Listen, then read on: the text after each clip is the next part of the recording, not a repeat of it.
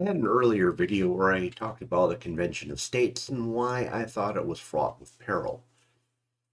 Now, my primary objections to it are the people who are proposing it don't understand what they're getting into. If I heard the type of verbiage that let me know that they actually knew what they were getting into, I would be more inclined to listen to what they have to say. However, it at least looking like a convention of states is far more a possibility than it ever has been in the past. And with that in mind, I figured I would talk a little bit about, if we're going that route, we should at least talk about some ideas for what kind of amendments actually need to be added to the Constitution. Now, one of the things that's pretty much prominent that almost everyone can agree to is the idea that we need congressional term limits. Everyone agrees except me, and I'm going to tell you why I think congressional term limits are a bad idea. Now, I could see in a possible future where I might be in favor of term limits, but at the time, the way our government is currently constructed, no way. It's not only a bad idea, you, term limits would be the end of the republic. And I don't say it as hyperbole. There we go. Uh, it's bad because people aren't thinking through. They're doing a feel good thing rather than a think through thing. Okay, first, consider that when we put term limits on the president, would you say now that the president is significantly weaker than he was when they didn't have term limits? Okay. Well, in FDR's day, he at least had to go through the motions for getting Congress to declare war before he sent troops all over the world. Now our president can send troops all over the world without even asking Congress.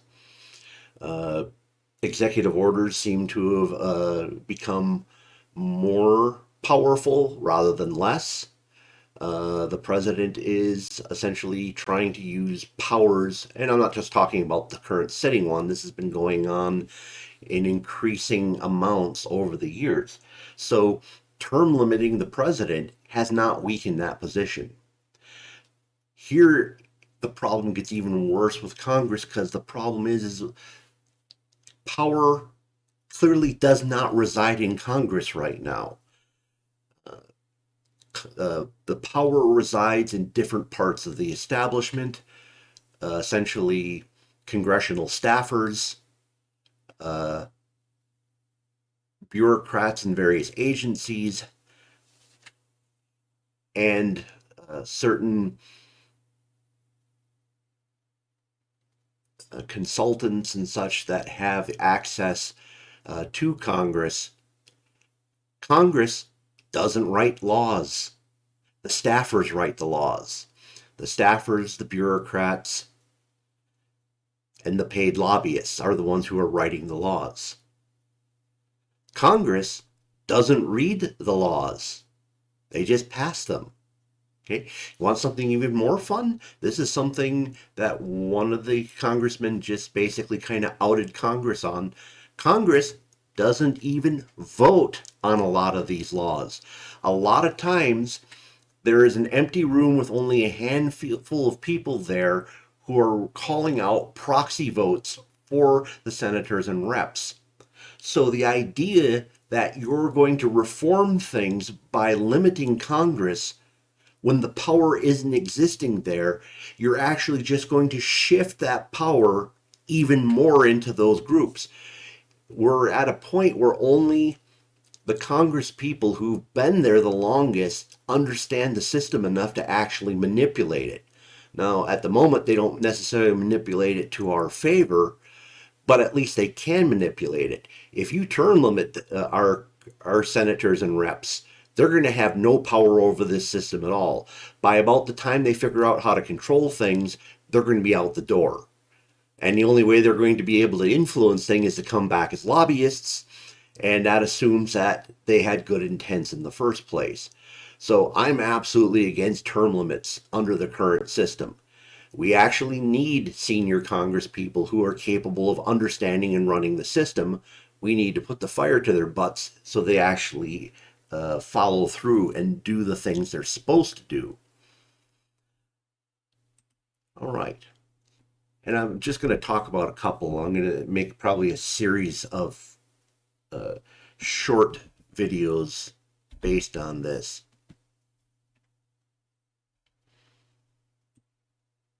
It did not work as planned. Oh well.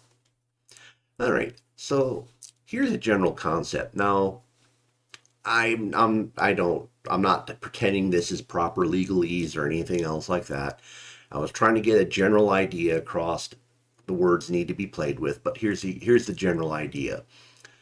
Protecting the unlimited ability to contribute labor, materials, and money to candidates for public office or office holders, providing the donations comes from a person legally capable of voting for the candidate. Persons not capable of voting for a candidate due to jurisdictional boundaries may not contribute labor, materials, and money to candidates for public office or office holders, nor can they supply such to eligible persons for the purpose of using them as a proxy. So what does this say? What it's saying is you can only give money to people you can vote for. So you can give as much money as you want to a presidential campaign. You can give as much money as you want to the senators from your state. You can give as much money as you want to your representative and your representative only, and so on and so forth down the line. Now, obviously, the purpose of this uh, one is to try to take foreign money out of our system. Two, uh, I think this is very much in line with the founding fathers had in mind. This is supposed to be representative government. Okay, it's a little icky about the idea that maybe a billionaire could buy a senator or two, but it's just unbelievably horrible and a total bastardization of the system that a billionaire could buy all the senators. So I think it would be much truer to what the founders had in mind uh, if senators and reps were only beholden monetarily to the people who could vote for them. Those are the people they're representing. Those are the people they're supposed to be listening to. I don't see uh, I don't see this being a function that the founding fathers would have agreed with in terms of how we do it now. They assumed that each state would be the individual states would be part of the balancing power. I think we would bring things much more into balance with this kind of methodology. Generally, I'm leery of anything in the Constitution that actually limits the individual, but in this case, I see it as being proper because it does bring things back in line with original intent, in my opinion. Feel free to comment on that because I understand it's a little bit different. Okay, let's see how this goes. All right. And this is one that it comes up from time to time, and people have their different opinions of it. I'm going to throw my reasoning out for why I think this is a good idea. The president may veto any line or lines of bills that contain spending measures. A line item veto can only result in the spending allocated for an item no longer being allocated. So the idea here is because people say, well, you're giving a lot of power to a president. Well, in terms of spending, even if I have a president sitting in office that I don't agree with, if they're out there eliminating spending items, I'm going to be generally happy with that. Anything that they eliminate that's so egregious clearly be reproposed 4 or 8 years later when they're out of office. I think this would do a lot to get our spending back in order, and it's specifically dealing with spending so that the president isn't messing around with uh, essentially things that are designed to be purely legal restrictions or instructions or other things like that. And specifically talking about lines, because there are, I believe, either proposed or actually some governors may even have item level veto where they can actually strike words. And I could see that could uh, be a source of a lot of mischief if you could essentially strike a word and literally change the meaning of the sentence over to something else. So that's why I'm talking purely in terms of spending measures.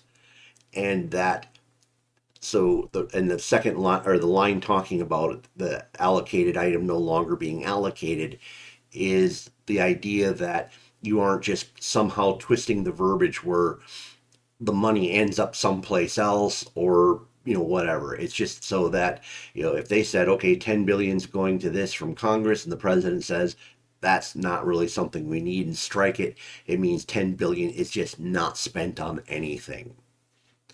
All right, that's what I wanted to do for this particular video. I'll throw out a part two, maybe three or four to this one. Keep them short. If you have any comments on them, on these, I'd love to hear them. Please like, please subscribe.